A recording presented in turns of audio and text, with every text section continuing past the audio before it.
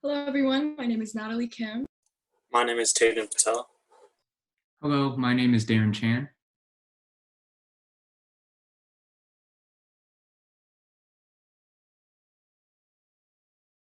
My name is Michael.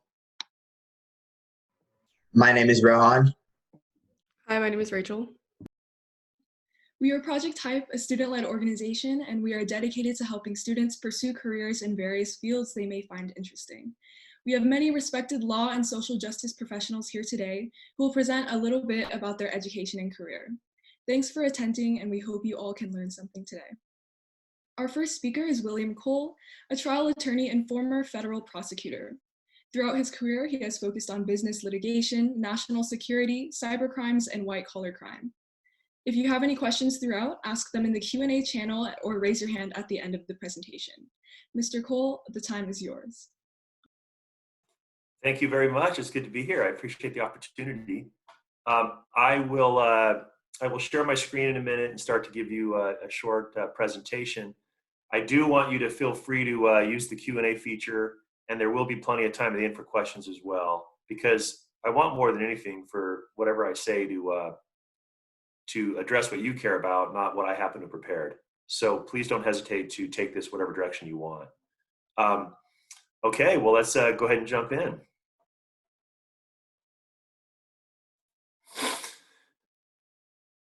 Hold on here.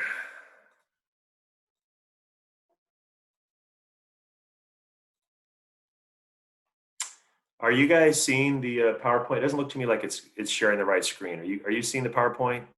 Somebody let me know. Yeah, we can see the PowerPoint. Okay, great. Okay. So I grew up in El Centro, California. That's east of here, a couple miles out in the desert. It's a small farming community. It was really small when I was growing up. It was about 18,000 people, surrounded by farms, and kind of a simple life. And I did not know any lawyers growing up. I mean, I knew people in town who were lawyers, but I didn't have any in my family. Not even distant relatives as far as I knew. And I did not grow up in a family. My dad was a school teacher and a coach. My mom stayed home and took care of the family. And but in the middle of town, in a small farm town, there was the Imperial County Courthouse. It was an impressive building. It was a beautiful building. It's still there. And it had the classic kind of old Greco style architecture, classical architecture. And the only other building in town that was anything like it was the US Post Office. And so I always thought it was the coolest building in town.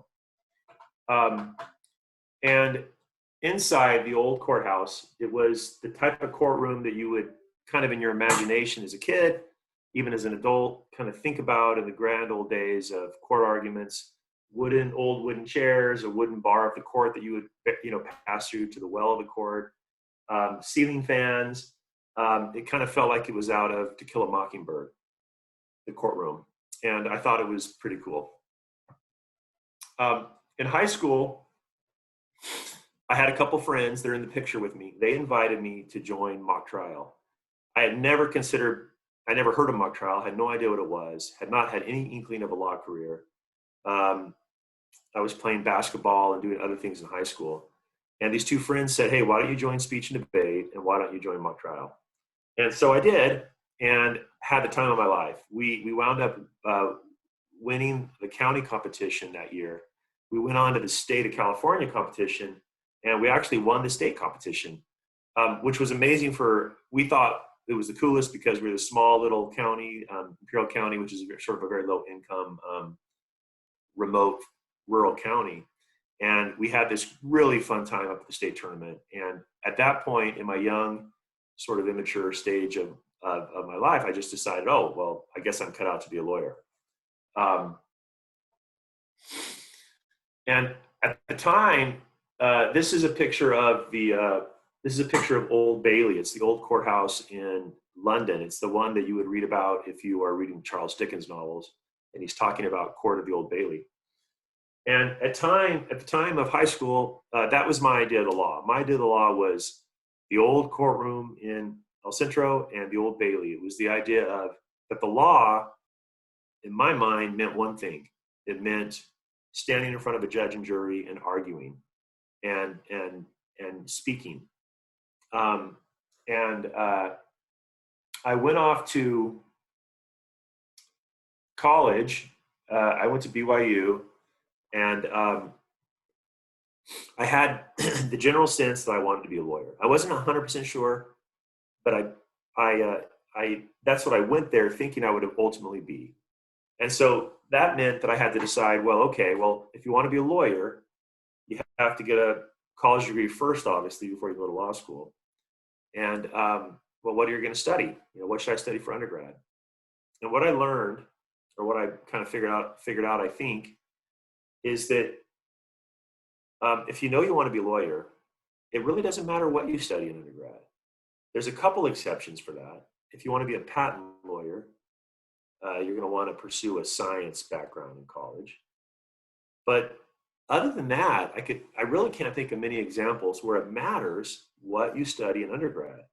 What matters is that you do well and you get a degree.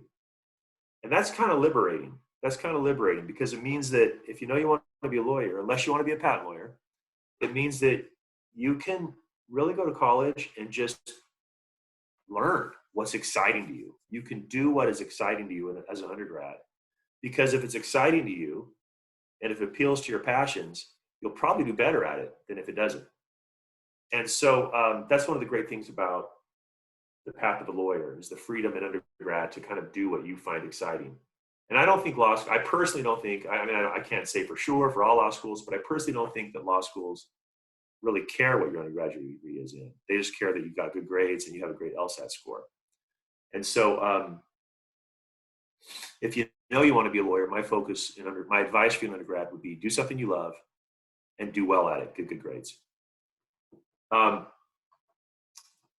I chose the humanities as an undergrad because I have always been a liberal arts guy. I love philosophy, history, fine arts, literature. I love that stuff, philosophy. So I did humanities, which is sort of a broad liberal arts undergrad. Had a great time. Fortunately, did well in college with grades, and decided it was time. I went straight from college to law school. I didn't take any time off between other than the summer, and I went off to law school. So again, I already mentioned it, but if you want to go to law school, you need good grades. Well, now anyone can get into law school because there's a million law schools, and depending on the law school where it is in the ratings, you can find a law school to let you in. But if you want to go to a good law school, if you want to increase your chances of getting to a top law school, you're going to need good grades, and you're going to need a good LSAT score. The LSAT, of course, is the standardized entrance exam,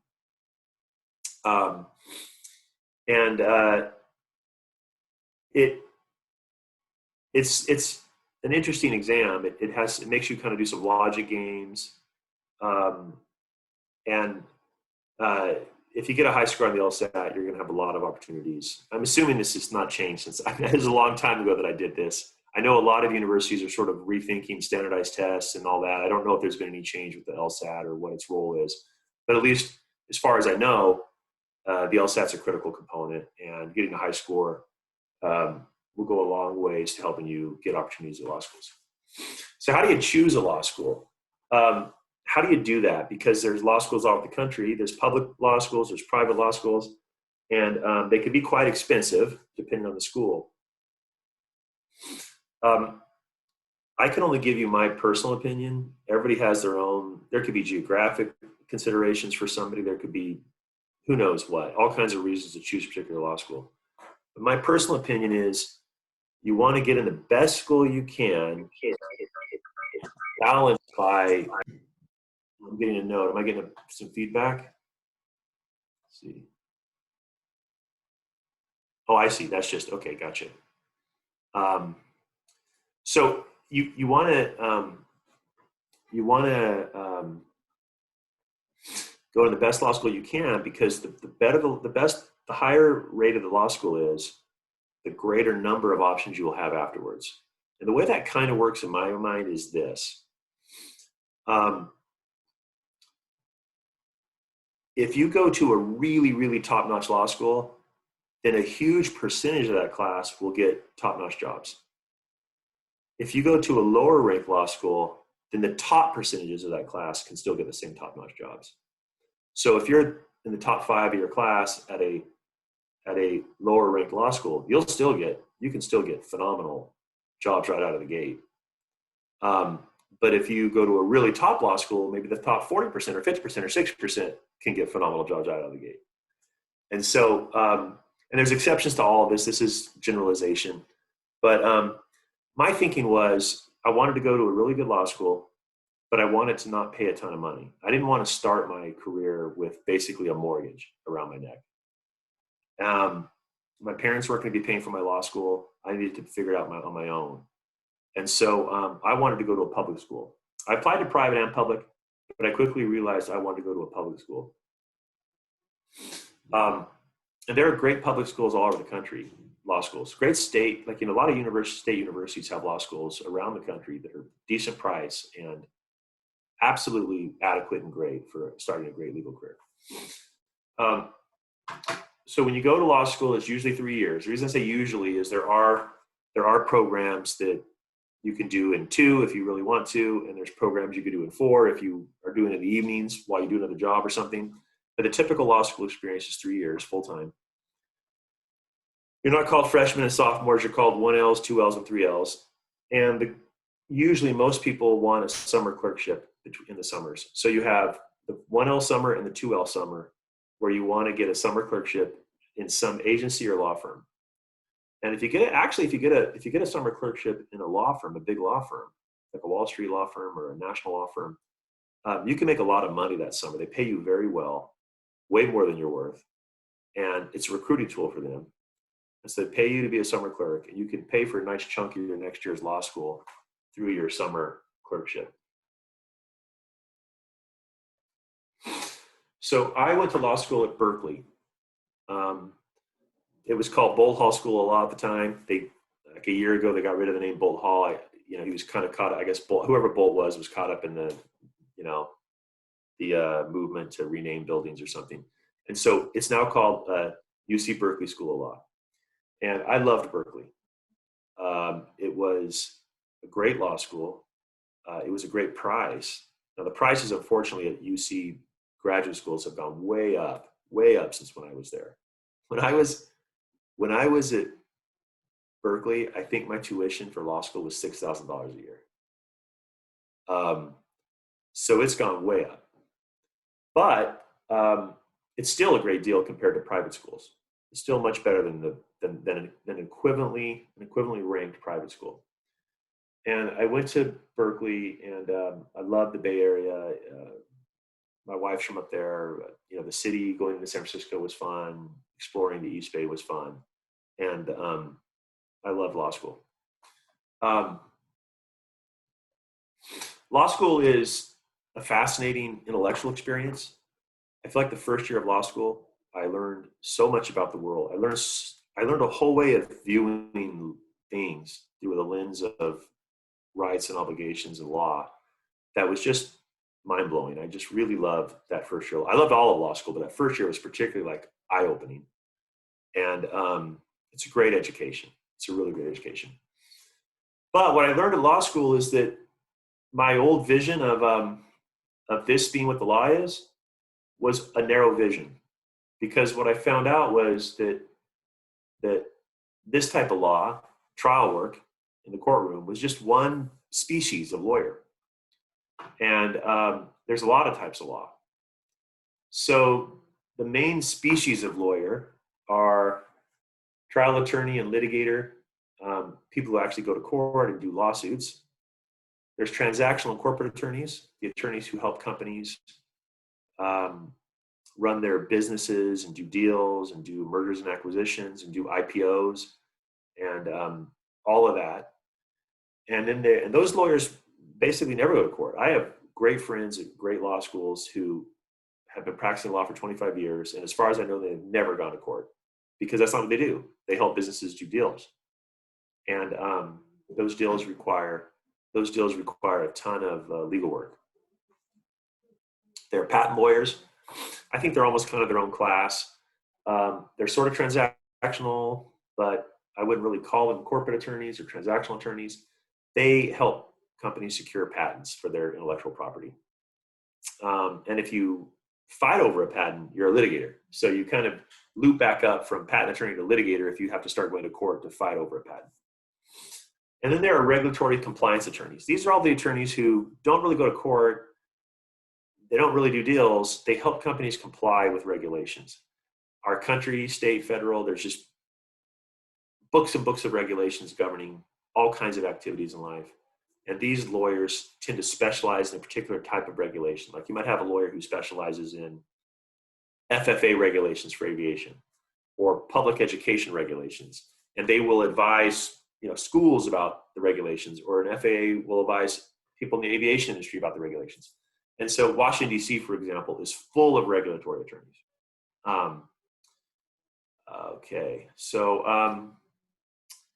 And the environments that these different species of lawyer work in are also diverse. There's law firms that attorneys work in. Those are private law firms for profit. There are public service institutions like the government. You can work for the government as a lawyer, like I did as a federal prosecutor for many years. You can work in the public interest sector for non-governmental organizations and nonprofits like the Sierra Club. You can work in-house, which means you are hired by a company, a corporation, to work for them and help them with their legal advice inside the company. And you can do none of the above. You get your law degree and never practice law. And that is what you will find many of your law school classmates, if you ever go to law school, what many of them do is they never practice law. They leave the law school to business school. They leave law school to medical school. They leave law school to be an entrepreneur or just to be an author. A journalist, they go different routes. Because a legal education is phenomenal, even if you don't become a lawyer. It has a lot of use in a lot of other areas. So when I graduated from Berkeley, I went to I practiced law for several years at law firms in San Diego because I knew from day one at law school, I wanted to be a federal prosecutor. That was my goal. But federal prosecutors do not almost ever hire people straight out of law school. You have to go and get experience and then get hired later in your career. So I went and I practiced for 5 years. Well, I clerked for a federal judge first, and then I practiced for 5 years in private practice in San Diego. And then I joined the U.S. Attorney's Office in San Diego, where I did federal prosecution. That is being a prosecutor, federal or state, is probably the area of the law, criminal law, that lets you be in court more than any other. It is like the Old Bailey. It is like the old courthouse in El Centro. You go to court all the time. In private practice, before I went to the U.S. Attorney's Office, I went to court very rarely, even though I was a litigator. But when I went to the U.S. Attorney's Office, I was in court almost every day. And so I really enjoyed the profession of being a prosecutor, and I really enjoyed the criminal law. It was fascinating. I think in some ways, I just can't. In some ways, it's just the ideal legal job because you're not fighting over people's money. You're helping the public good, and you're working with this incredible group of people and agents, and it's just a really interesting life. And the stories are interesting to get involved with. In the far right-hand corner, that tall guy is supposed to be me. This is a courtroom sketch of a case I was doing at the U.S. Attorney's Office on terrorism financing case. Fascinating case, took me around the world. So if any of you are ever interested in a job as a federal prosecutor, reach out to me. I'd be happy to explain more about that career and what it entails.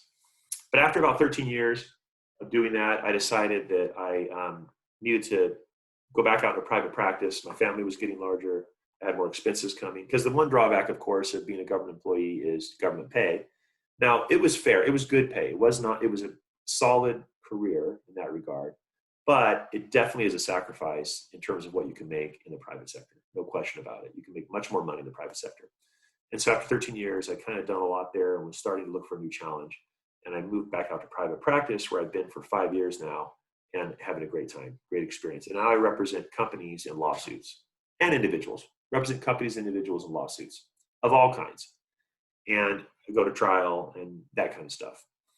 And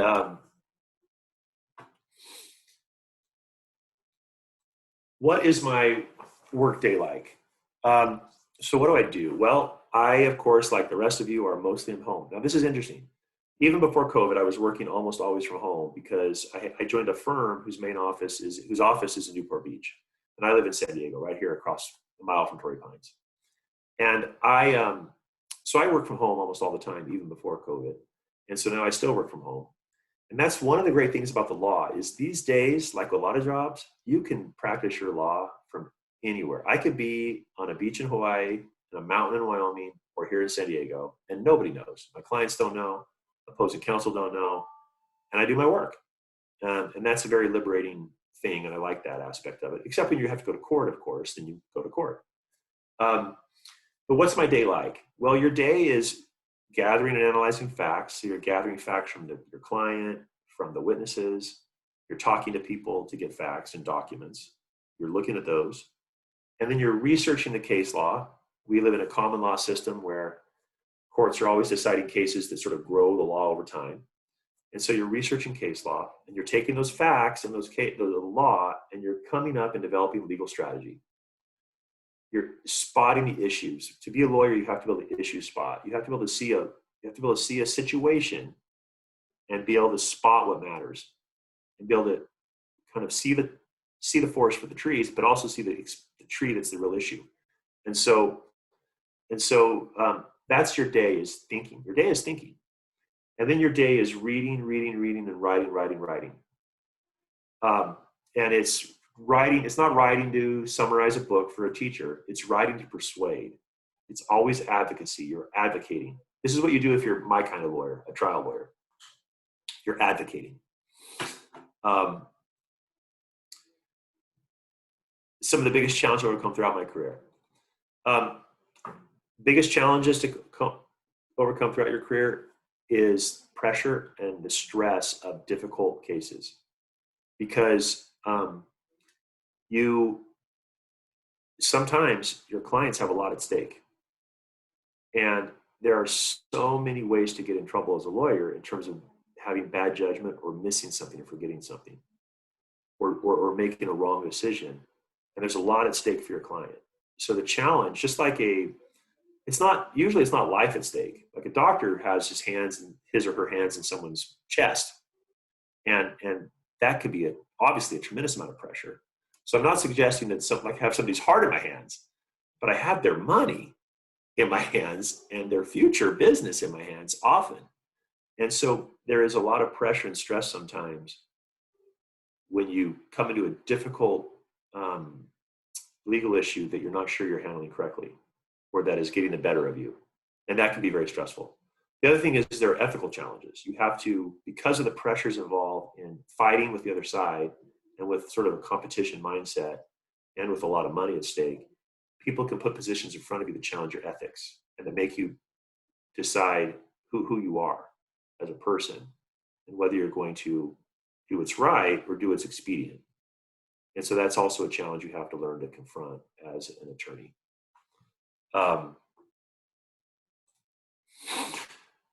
My law firm is named Collin Jensen. It's a boutique law firm with about 30 lawyers. Almost all of us are trial attorneys. We do have a couple transactional attorneys who do corporate business work, but most of us are trial attorneys. My workday as a federal prosecutor compared to working in a private firm, very similar in most ways except one. As a federal prosecutor, you go to court more. You go to court as a civil litigator, but it's just the nature of criminal practice, the volume of just the way criminal practice works is you just go to court a lot more often. There are a higher percentage of cases advance past the early stages, a higher percentage of cases go to trial. And so whereas as a federal prosecutor, you might try many cases a year, in like, let's say you try 4 or 5 cases in 1 year, or, as a federal prosecutor in front of a jury. In civil practice, you might try 1 a year or 2 a year,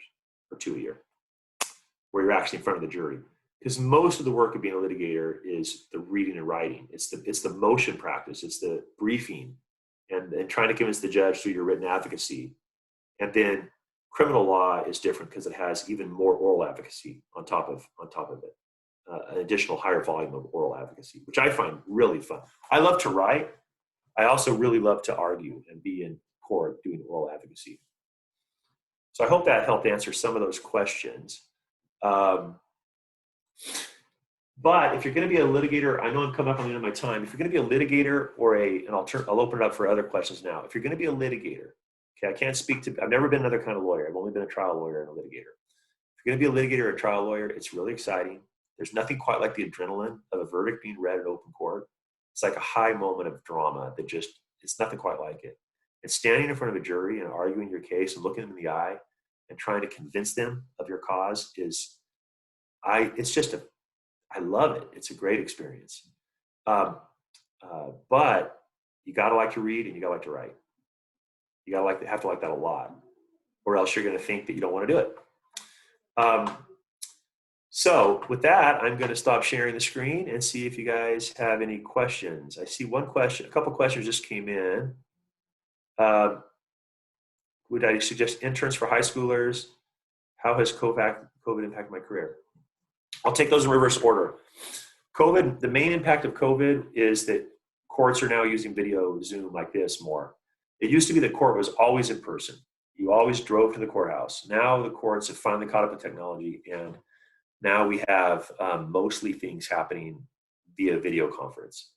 Even depositions are often happening via video conference. I don't think that'll last forever necessarily, although I do think a degree of that will always stay now. I think the courts will realize, wow, this is actually really efficient to have people show up on video. And it's more efficient for the client, et cetera. And so that's the biggest change. The rest really hasn't changed, other than the fact that I never go to my office, whereas I used to go at least occasionally. Otherwise, it's pretty much the same. High school grades do matter. And then I have several good questions here. High school grades do matter because the law can be historically a bit of an elitist profession in this standpoint. They really care about pedigree. They care about the schools you go to. Now, this isn't true for all law careers. A great entrepreneur, someone who's really entrepreneurial and a good salesman, doesn't matter where you go to school, you're going to be super successful as a lawyer. Because as long as you get that degree, you're going to go out and hustle, and you're going to probably make more money than the big white-collar law firms. White shoe, Wall Street law firms, because you're just going to be a great entrepreneur.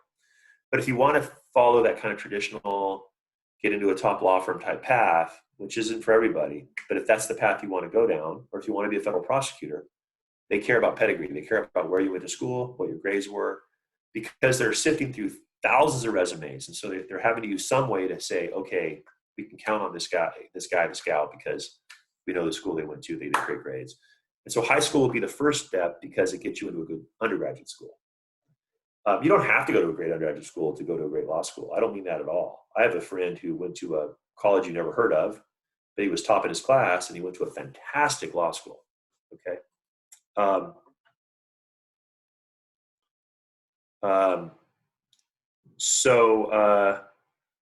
Let's see. Got a couple more questions here. I used to travel. Yes, you do travel as a lawyer. Not a lot. It depends on what kind of law. Some lawyers travel all the time. Some lawyers travel a lot. I never traveled a ton, but I do travel every year. I have travel. I have business travel several times a year. Not so much this year because of COVID, but usually I would have, because I handle cases all over the country. I handle cases in New York. I handle cases in Boston. I handle cases in Northern California, LA. So you do travel. You travel for depositions. You travel for trial. But it's not a heavy travel. My career is not a heavy travel. I travel probably, during a normal year, non-COVID year, I'm probably traveling once every other month. I'm heading somewhere for a deposition or trial or something. Someone had a question about high school internships. Not easy to get. You have to almost just have a family friend who has you come to their law firm just to help for a while in the summer or something during the year. Law firms are not generally set up do a very good job at having high school internship programs, to be candid with you. None of the law firms I worked at really had one. The only time I'd see high school students is because they knew somebody at the law firm, and the person just said, hey, why don't you come and I'll kind of make something for you on a one-off. So it never hurts to ask lawyers if they have something like that, but there isn't a lot of sort of structured opportunities for high schoolers to do that. I think I covered the questions that came in. If not, anybody else have any other questions? I think I'm getting towards the end of my time, but any last questions? I believe one of the attendees raised their hand. I think it was Oh, Henry. Let me go ahead and check if I can unmute her. If not, I don't think she's in here anymore. Hannah, if you're here, you can go ahead and raise your hand if you'd like. But if not, I believe that should be it. okay. Yeah, I think that should be good. So I just want to thank you so much for your time, Mr. Cole. It was really interesting to hear all of your experiences as a litigator, and it was really eye-opening for me, at least. All right. Well, thanks a lot, and good luck to all of you. Thank you so Thanks. much. Yep.